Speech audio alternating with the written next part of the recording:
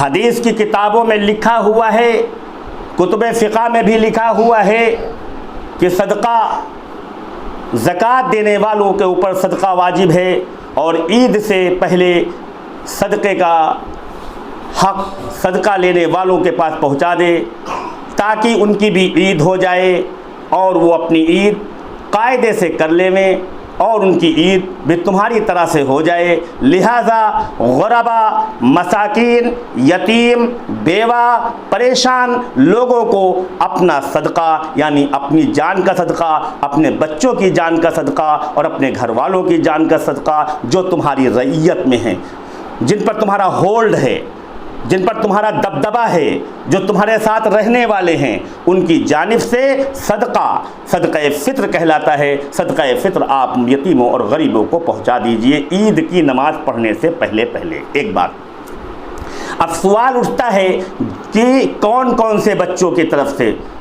यहाँ तक कि जो फजर की नमाज से पहले भी बच्चा पैदा हो जाएगा, ईद की नमाज से पहले भी जो भी बच्चा पैदा हो जाएगा उसका भी सदक़े फ़ित्र अदा करना होगा।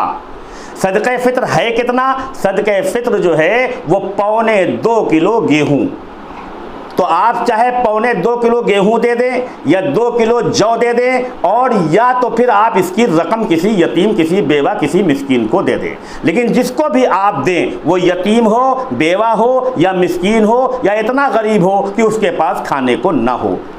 तो ये सदक़े फ़ित्र का मसला है और आप बग़ैर सदक़े फ़ित्र अदा किए हुए आप ईद की नमाज़ पढ़ने न जाएं तो ज़्यादा अच्छा है, ज़्यादा अच्छा है, ज़्यादा अच्छा है। पहले सदक़े फ़ित्र अदा कीजिए, उसके बाद आप नमाज़ पढ़ने जाएं।